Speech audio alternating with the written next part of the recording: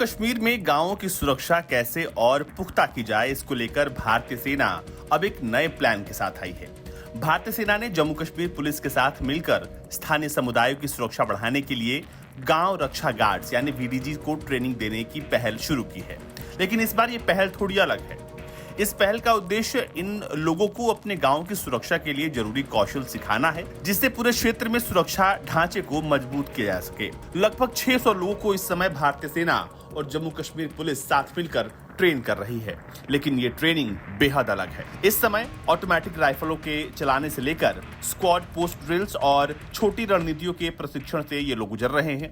ये ट्रेनिंग उनके गांव के पास ही इकाई स्तर पर दी जा रही है, ताकि विलेज डिफेंस ग्रुप्स तुरंत अपने कौशल को वास्तविक परिस्थितियों में लागू कर सके।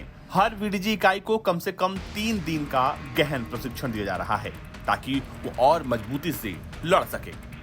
इस ट्रेनिंग का नेतृत्व भारतीय सेना के अलग अलग यूनिट्स द्वारा दिया जा रहा है, जबकि कोर बैटल स्कूल सरोल से ट्रेनिंग और प्रशिक्षण साधनों की भी मदद ली जा रही है। इससे यह सुनिश्चित होता है कि वीडीजीज को अनुभवी और कौशल कर्मियों से ट्रेनिंग मिल रही है, जिससे उनका कौशल और बढ़ जाता है।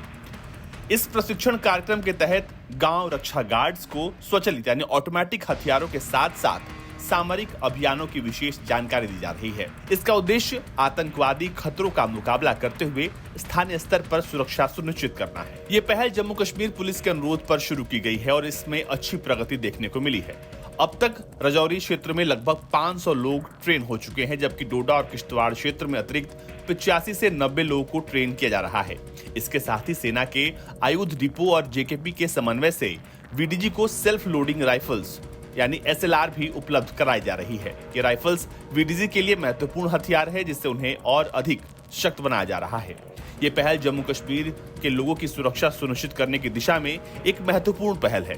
आपको बता दें कि इससे पहले उनके पास 303 वाली वो पुरानी बंदूक थी, जिसे एक गोली फायर करने के बाद लोड करने की जरूरत पड़ती थी। लेकिन लगातार गांव की रक्षा कर रहे गार्ड्स की तरफ से इस बात को लेकर मांग उठी कि उन्हें भी सेल्फ लोडिंग और ऑटोमेटिक राइफल्स दिए जाएं, ताकि वो आतंकियों से या फिर किसी भी तरह की स्थिति में तुरंत तैयार होकर लड़ सके।